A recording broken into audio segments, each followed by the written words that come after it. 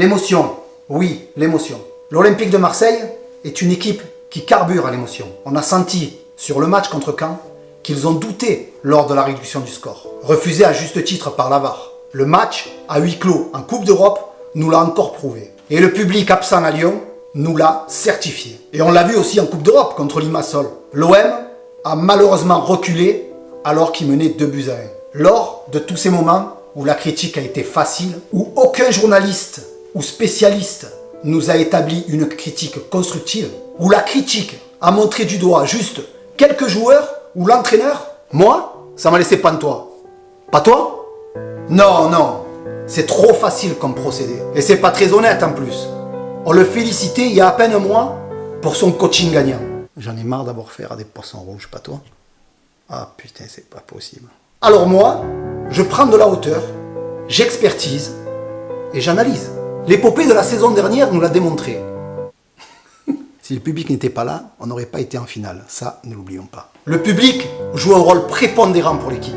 C'est une véritable force, comme il a toujours été. Je sais que seul un match référence va réveiller un public pas très confiant ces derniers temps. Un match chaud avec un public au rendez-vous où l'émotion sera de mise. Rudy Garcia est aussi un entraîneur qui fonctionne à l'émotion. Il connaît les rouages psychologiques.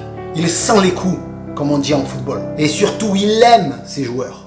Et croyez-moi, il connaît très bien son sujet. On nous parle d'expérience, de talent, de dons, de grands joueurs. Moi, j'y crois pas. Ou plutôt, j'y adhère pas. Moi, je crois au travail, à l'envie et bien évidemment en l'émotion. L'émotion est un phénomène dynamique et complexe. Et seulement l'émotion nous fait progresser, nous fait grandir et nous fait vibrer. Ça te plaît ça? Ouais, ben oui. Vous voulez un exemple? Je vais vous en donner un exemple. Un joueur légendaire, le grand, le seul, l'unique, Basile Boli. Il a pleuré dans la défaite, il a pleuré dans la victoire. Tout le monde sait qu'il avait un football pas très académique. Ça, c'est pas un secret.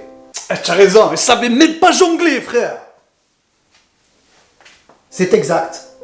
Mais il a bossé dur, avec une envie de dingue et un amour pour l'OM incroyablement sincère. Il en est sorti grandi de son travail, de son envie, mais surtout de ce qu'il a vécu avec les supporters marseillais. C'est l'émotion qu'il a ressentie lors de ses échanges avec le public qui l'a fait progresser. On ressent chez Dimitri Payet et Florian Thauvin cette progression due à l'émotion, en espérant qu'il arrive la même chose contre Paris, ou qui sait, en finale de Coupe d'Europe. Les qualités émotionnelles d'une équipe, d'un public ou d'un club doivent être apaisantes et réjouissantes, et non stridentes et agressives. À bon entendeur, salut. Merci de m'avoir écouté. C'était juste une analyse. Allez l'OM. Action. Tu as pété. Non. Oh non, c'est moi alors. Ça fait penser, tu sais quoi ça fait penser?